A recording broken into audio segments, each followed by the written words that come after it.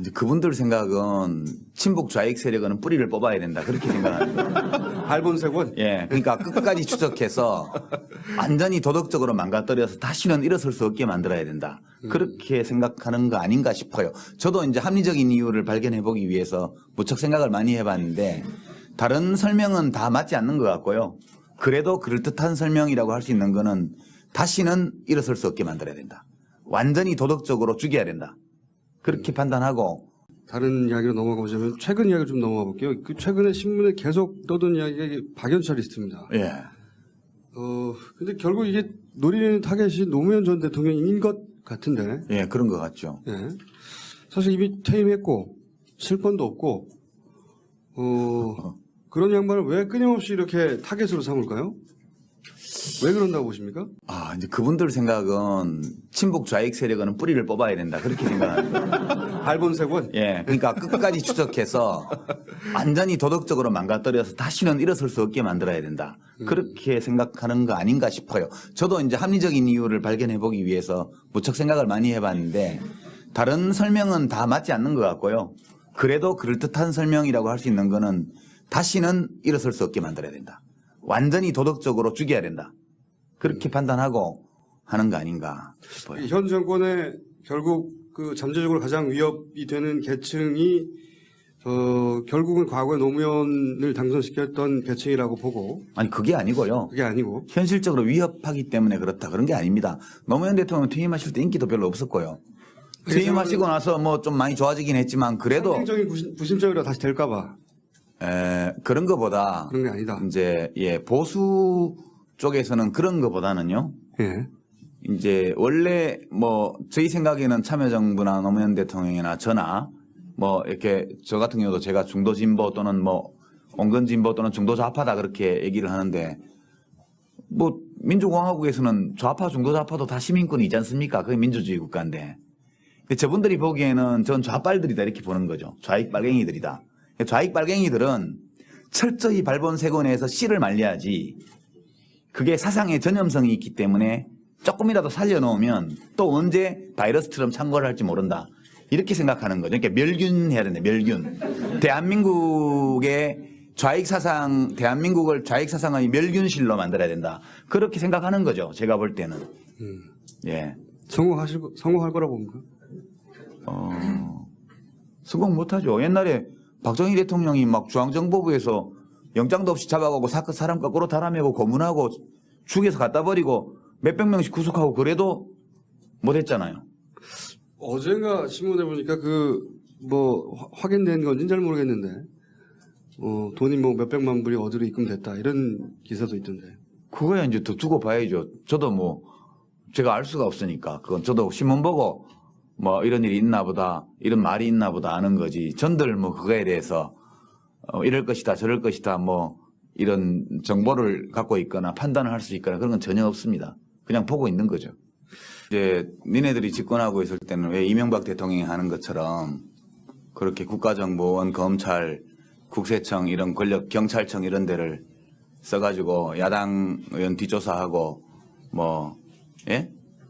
좀 뉴라이트 우익들 단속하고 그렇게 발본색원을 못했냐 그런 이제 말씀이신데 그건 올바른 게 아니죠. 그러니까 저는 민주주의의 요체는 이제 수단의 정당성에 있다고 보는 거죠. 그러니까 목적의 정당성은 누구나 다 자기가 지향하는 목적이 정당하다고 주장할 수 있습니다. 그러니까 근데 어떤 악한 세력도 악한 목적 누구나 볼 때 악한 목적을 내걸고 나쁜 짓을 하지는 않아요. 그 사람들이 안 받아들이니까. 그러니까 누구나 다 지향과 목적은 좋게 들리도록 한다고요. 그런데 그 세력이 악의 세력인지 아닌지를 판별하는 기준은 아주 예외적인 경우에 지향성 자체만 봐도 알 수 있는 경우가 있지만 그렇지 않은 경우에 예컨대 경제 살리기 이런 게 일자리 만들기 이런 게 악한 목적이 아니잖아요. 그죠? 예컨대 뭐 외국인을 뭐 죽이자든가 그죠? 뭐 극우파들이 그러는 것처럼 이런 거는 목적 자체가 나쁘니까 알아보기 쉬워요. 근데 그 자기가 내세운 선한 목적을 위해서 나쁜 수단을 동원하는 집단이 악의 세력이에요, 그게. 그러니까 민주주의나 선거 이런 것들은요, 적대 관계를 경쟁 관계로 바꿔놓은 거거든요. 그러니까 전쟁을 게임으로 바꾼 겁니다. 옛날에는 정치 권력을 둘러싼 다툼이 한번 벌어지면 반드시 총칼로 피를 봤죠. 적대 세력에 대해서는 3족과 9족을 멸하고, 그렇게 인류 역사에 늘 수만 년 동안 그렇게 해오던 게 이제 불과 200~300년 전부터 제한적인 수단, 헌법과 법률이 규정하고 있는 적법한 수단을 사용해서 경쟁하는 게임으로 바뀐 거거든요. 참여정부나 국민의 정부는 게임을 한 거죠. 그 경쟁자들을 적으로 보지 않았습니다. 적으로 보면 말살해야 되는데, 그것이 아니고 그 우리들의 정치적 적대 진영도 이 민주공화국에서 시민권을 가지는 경쟁자로서 본 겁니다. 그리고 저쪽과 우리 쪽이 하는 이 경쟁이라는 것은 무한 반복되는 정치 게임으로 본 거죠. 그러니까 그것은 저는 권력 잡은 사람으로서는 당연히 그렇게 해야 된다고 생각을 하는 거죠. 만약 이명박 정부가 이제 계속 집권 기간 내내 이런 식으로 불법적인 수단을 써서 불법적인 수단까지 동원해서 정치적 적대 세력을 박해하거나 발본색원하려 하거나 이렇게 할 때 또 정권 교체가 되면 어떡할 거냐. 그럼 기분 같아서는 그대로 돌려주고 싶겠죠. 전임 정권에 대한 정치 보복도 하고 탁탁 털어서 조사해서 먼지라도 한 톨 나면 다 구속시키고 이렇게 하고 싶은 마음이 있겠죠. 그러나 계속 그렇게 한다면 이런 나쁜 일들이 끝이 없이 가는 거죠. 그러니까 경쟁자들이 악을 행한다고 해가지고 나도 악을 행하면, 그러면 우리가 처음에 선을 행하려고 했던 그 의지는 어디로 가는 거죠? 그 무한 악순환에 빠지는 것이거든요. 그래서 저는 국민의 정부와 참여정부 때 대통령이 완벽하게 그렇게 했던 것은 아니지만, 그래도 헌법과 법률이 규정한 권한 범위 안에서 적법한 수단을 써서 자기의 정치적 이상을 달성하려고 노력했던 거, 이런 것들은 대한민국의 현재와 미래를 볼 때 매우 다행스러운 일이었고 좋은 일이었다. 예. 다음에 혹시 야당이 다시 정권 탈환을 하더라도 지금 이명박 정부가 하는 것처럼 이렇게 국가기관, 헌법기관들을 장악해서 사유화하고, 그렇게 해서 헌법과 법률의 취지에 어긋나게 권력을 운용하고 이런 행태를 보여서는 안 될 것이다. 저는 그렇게 생각합니다. 악에 악으로 대항하는 것은 좋은 것이 아니죠.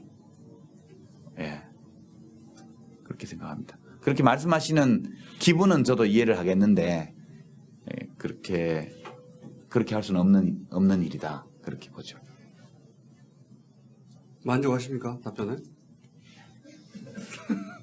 뻔히 알고 있는 얘기인데 사실은 근데 왜 질문하셨어요? 제가 사실 더 드리고 싶었던 얘기는 왜 그렇게 많이 왔었냐라는 부분입니다.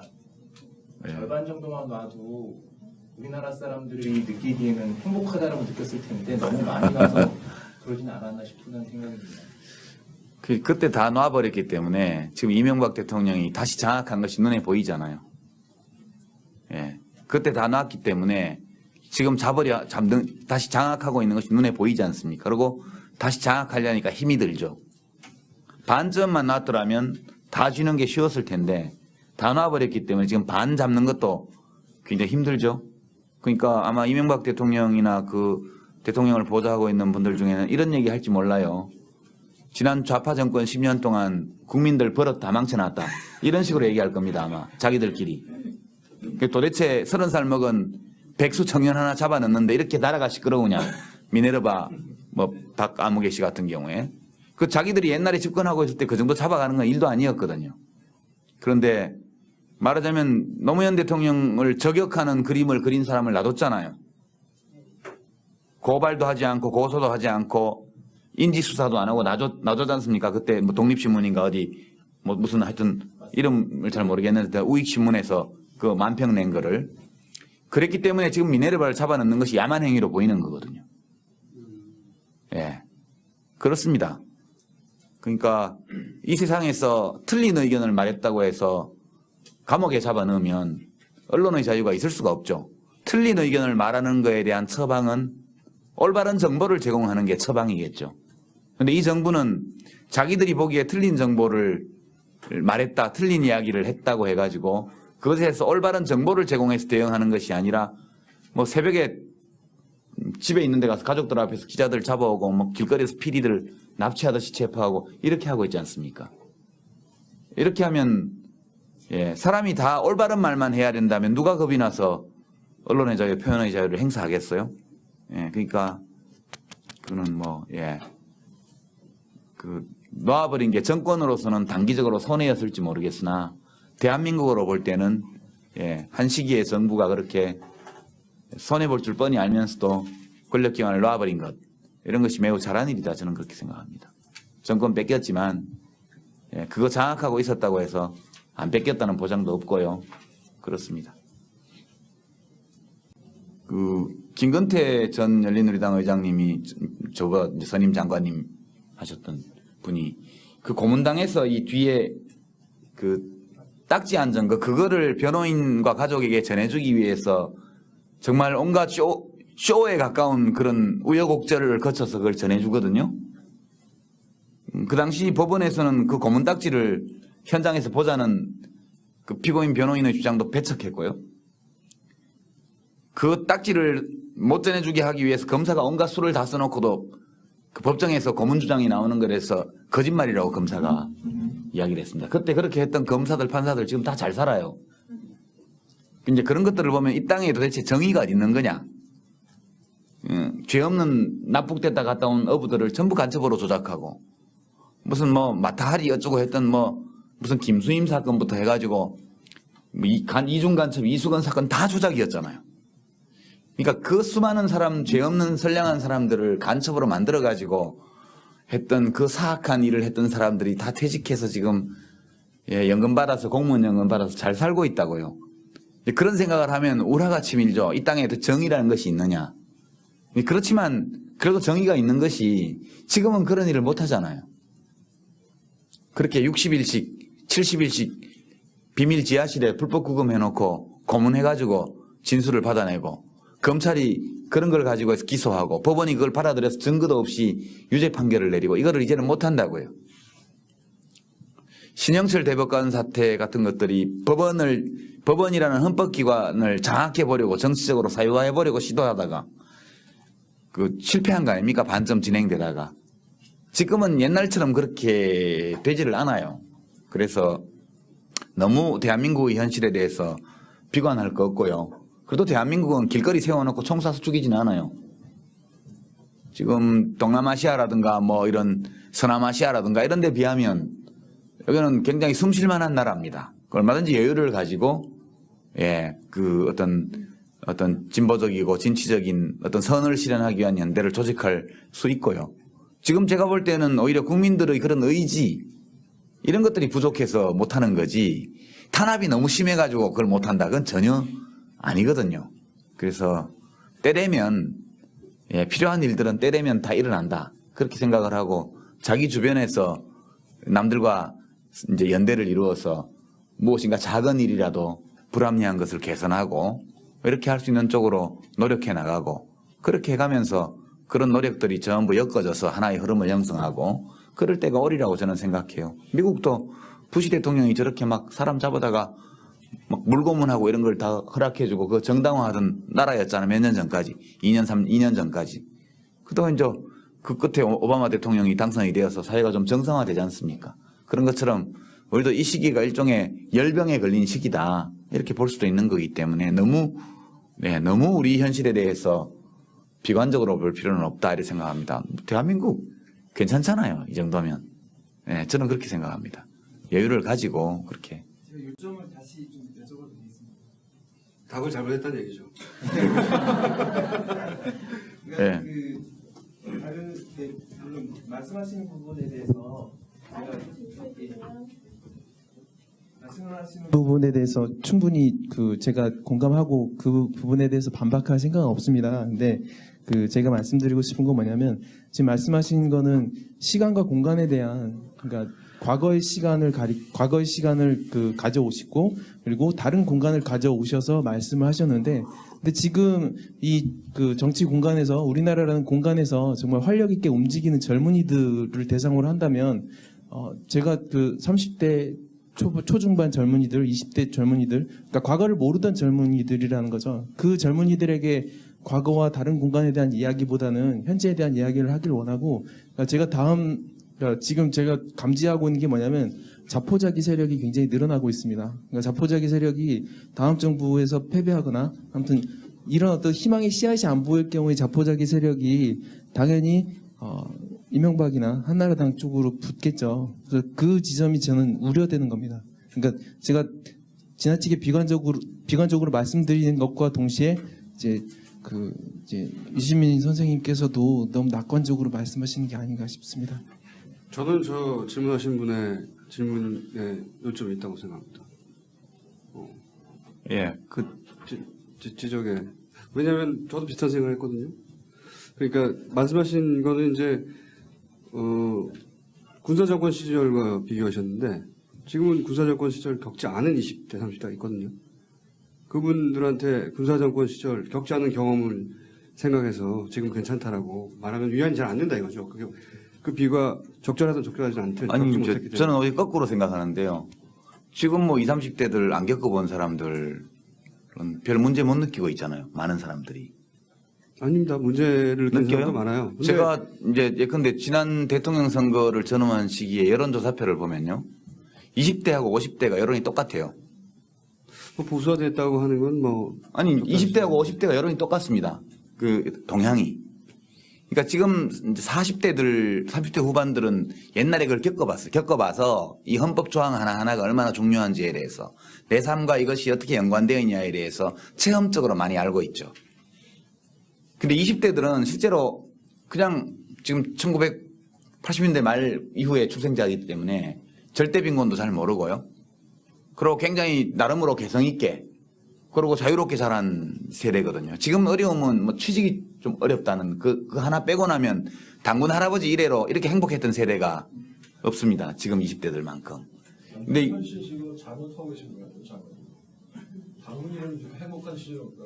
지금 이라크에 파병된 미군들보다 대한민국에서 자살하는 사람들이 매일 더 많아요.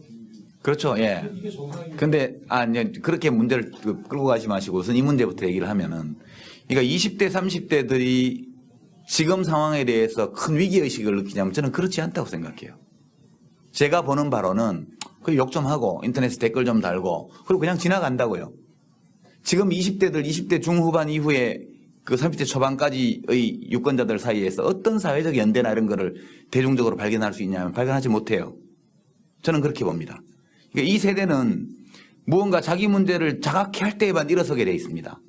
그분들이 그 세대가 무엇인가를 자각하고 스스로 연대를 조직하려고 나서기 전까지는 누구도 그걸 대신해 줄 수가 없어요.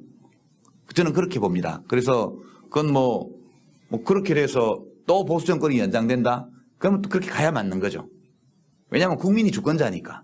그거는 우리 소망과 아무리 어긋난다 할지라도 그것이 현실이기 때문에 저는 뭐 그렇게 간다고 봅니다. 그건 막을 수도 없고. 그렇지만 그 과정에서 우리가 얘기를 하는 거죠. 그냥 이런 것이다. 저런 것이다. 우리 이렇게 생각한다. 토론하고 뭐 저 같으면 강연도 다니고 책도 쓰고. 그렇지만 강연 다니고 책 쓰고 누가 텔레비 토론 나와서 얘기해 본들. 들을 사람이 들어야 의미가 있는 거죠. 누구도 그것까지 책임져 줄 수는 없다. 저는 그렇게 생각해요. 그래서 지금 20, 30대는 자기 문제를 둘러싸고 확실한 그런 대규모적인 어떤 자각, 연대 행동에 대한 의지 이런 것들을 가질 때가 올 것이라고 저는 생각합니다. 그렇게 생각하고요. 누가 해주지 않아도 저절로 될 것이다. 뭐 각자가 열심히 노력하기만 한다면 저절로 될 것이다 이렇게 생각을 합니다. 하고 자살자가 많은 거는 뭐 좀 다른 측면도 있습니다. 자살자는 계속 늘어나왔고 지난 정권 때도 계속 증가세였고요. 최근에도 계속 증가하고 있고 그거는 이렇게 단선적으로 정치 상황하고 연결지어서 그렇게 그 원인을 찾기에는 너무나 복잡한 요인들이 많이 그 개재되어 있다. 저는 그렇게 생각합니다. 예. 더 두고 봐야죠. 저도 뭐 제가 알 수가 없으니까 그건 저도 신문 보고 뭐 이런 일이 있나 보다 이런 말이 있나 보다 아는 거지. 전들 뭐 그거에 대해서 이럴 것이다 저럴 것이다 뭐 이런 정보를 갖고 있거나 판단을 할 수 있거나 그런 건 전혀 없습니다. 그냥 보고 있는 거죠. 이제 니네들이 집권하고 있을 때는 왜 이명박 대통령이 하는 것처럼 그렇게 국가정보원, 검찰, 국세청 이런 권력, 경찰청 이런 데를 써가지고 야당 의원 뒷조사하고 좀 뉴라이트 우익들 단속하고 그렇게 발본색원을 못했냐 그런 이제 말씀이신데 그건 올바른 게 아니죠. 그러니까 저는 민주주의의 요체는 이제 수단의 정당성에 있다고 보는 거죠. 그러니까 목적의 정당성은 누구나 다 자기가 지향하는 목적이 정당하다고 주장할 수 있습니다. 그러니까 근데 어떤 악한 세력도 악한 목적 누구나 볼 때 악한 목적을 내걸고 나쁜 짓을 하지는 않아요. 그 사람들이 안 받아들이니까. 그러니까 누구나 다 지향과 목적은 좋게 들리도록 한다고요. 근데 그 세력이 악의 세력인지 아닌지를 판별하는 기준은 아주 예외적인 경우에 지향성 자체만 봐도 알 수 있는 경우가 있지만 그렇지 않은 경우에 근데 경제 살리기 이런 게 이제 그분들 생각은 친북 좌익 세력은 뿌리를 뽑아야 된다 그렇게 생각합니다. 발본색원? 그러니까 끝까지 추적해서 완전히 도덕적으로 망가뜨려서 다시는 일어설 수 없게 만들어야 된다. 그렇게 생각하는 거 아닌가 싶어요. 저도 이제 합리적인 이유를 발견해 보기 위해서 무척 생각을 많이 해봤는데 다른 설명은 다 맞지 않는 것 같고요.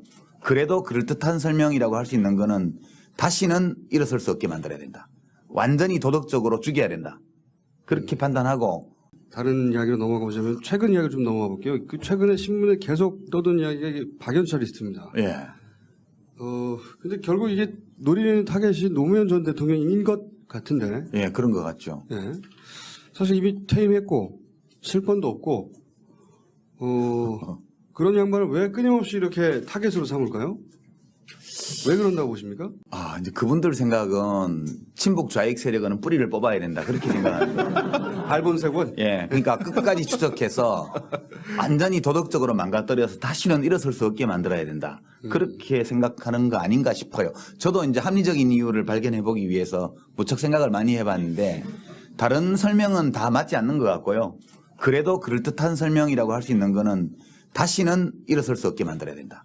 완전히 도덕적으로 죽여야 된다. 그렇게 판단하고 하는 거 아닌가 싶어요. 현 정권의 결국 그 잠재적으로 가장 위협이 되는 계층이 결국은 과거에 노무현을 당선시켰던 계층이라고 보고. 아니 그게 아니고요. 그게 아니고. 현실적으로 위협하기 때문에 그렇다 그런 게 아닙니다. 노무현 대통령 퇴임하실 때 인기도 별로 없었고요. 퇴임하시고 나서 뭐 좀 많이 좋아지긴 했지만 그래도 상징적인 구심점이라 다시 될까 봐. 그런 거보다 그런 게 아니다. 이제 보수 쪽에서는 그런 거보다는요. 이제 원래 저희 생각에는 참여정부나 노무현 대통령이나 저나 이렇게 저 같은 경우도 제가 중도진보 또는 온건진보 또는 중도좌파다 그렇게 얘기를 하는데 민주공화국에서는 좌파 중도좌파도 다 시민권이지 않습니까? 그게 민주주의 국가인데 저분들이 보기에는 전 좌빨들이다 이렇게 보는 거죠. 좌익 빨갱이들이다. 좌익 빨갱이들은 철저히 발본색원에서 씨를 말려야지 그게 사상의 전염성이 있기 때문에 조금이라도 살려놓으면 또 언제 바이러스처럼 창궐을 할지 모른다. 이렇게 생각하는 거죠. 그러니까 멸균해야 된다. 멸균. 대한민국의 좌익 사상, 대한민국을 좌익 사상의 멸균실로 만들어야 된다. 그렇게 생각하는 거죠. 제가 볼 때는. 성공할 거라고 봅니까? 성공 못하죠. 옛날에 박정희 대통령이 막 중앙정보부에서 영장도 없이 잡아가고 사람 거꾸로 달아매고 고문하고 죽여서 갖다 버리고 몇백 명씩 구속하고 그래도 못했잖아요. 어젠가 신문에 보니까 확인된 건지는 잘 모르겠는데 돈이 몇백만 불이 어디로 입금됐다 이런 기사도 있던데. 그거야 이제 까지 동원해서 정치적 적대 세력을 박해하거나 발본색원하려 하거나 이렇게 할 때 또 정권 교체가 되면 어떡할 거냐. 그럼 기분 같아서는 그대로 돌려주고 싶겠죠. 전임 정권에 대한 정치 보복도 하고 탁탁 털어서 조사해서 먼지라도 한 톨 나면 다 구속시키고 이렇게 하고 싶은 마음이 있겠죠. 그러나 계속 그렇게 한다면 이런 나쁜 일들이 끝이 없이 가는 거죠. 그러니까 경쟁자들이 악을 행한다고 해가지고 나도 악을 행하면 그러면 우리가 처음에 선을 행하려고 했던 그 의지는 어디로 가는 거죠? 그 무한 악순환에 빠지는 것이거든요. 그래서 저는 국민의 정부와 참여정부 때 대통령이 완벽한 건 하게 그렇게 했던 것은 아니지만 그래도 헌법과 법률이 규정한 권한 범위 안에서 적법한 수단을 써서 자기의 정치적 이상을 달성하려고 노력했던 거 이런 것들은 대한민국의 현재와 미래를 볼 때 매우 다행스러운 일이었고 좋은 일이었다. 예. 다음에 혹시 야당이 다시 정권 탈환을 하더라도 지금 이명박 정부가 하는 것처럼 이렇게 국가기관, 헌법기관들을 장악해서 사유화하고 그렇게 해서 헌법과 법률의 취지에 어긋나게 권력을 운용하고 이런 행태를 보여서는 안 될 것이다. 저는 그렇게 생각합니다. 악에 악으로 대항하는 것은 좋은 것이 아니죠. 그렇게 생각합니다. 빨리 만들게 된 게 악한 목적이 아니잖아요. 그죠? 예컨대 뭐 외국인을 뭐 죽이자든가, 그죠? 뭐 극우파들이 그러는 것처럼 이런 거는 목적 자체가 나쁘니까 알아보기 쉬워요. 근데 그 자기가 내세운 선한 목적을 위해서 나쁜 수단을 동원하는 집단이 악의 세력이에요, 그게. 그러니까 민주주의나 선거 이런 것들은요, 적대 관계를 경쟁 관계로 바꿔놓은 거거든요.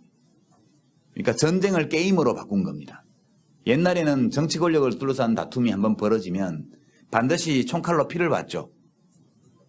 적대 세력에 대해서는 3족과 9족을 멸하고 그렇게 인류 역사에 늘 수만 년 동안 그렇게 해오던 게 이제 불과 200~300년 전부터 제한적인 수단, 헌법과 법률이 규정하고 있는 적법한 수단을 사용해서 경쟁하는 게임으로 바뀐 거거든요. 참여정부나 국민의 정부는 게임을 한 거죠. 그 경쟁자들을 적으로 보지 않았습니다. 적으로 보면 말살해야 되는데 그것이 아니고 그 우리들의 정치적 적대 진영도 이 민주공화국에서 시민권을 가지는 경쟁자로서 본 겁니다. 그리고 저쪽과 우리 쪽이 하는 이 경쟁이라는 것은 무한 반복되는 정치 게임으로 본 거죠. 그러니까 그것은 저는 권력 잡은 사람으로서는 당연히 그렇게 해야 된다고 생각을 하는 거죠. 만약 이명박 정부가 이제 계속 집권 기간 내내 이런 식으로 불법적인 수단을 써서 불법적인 수단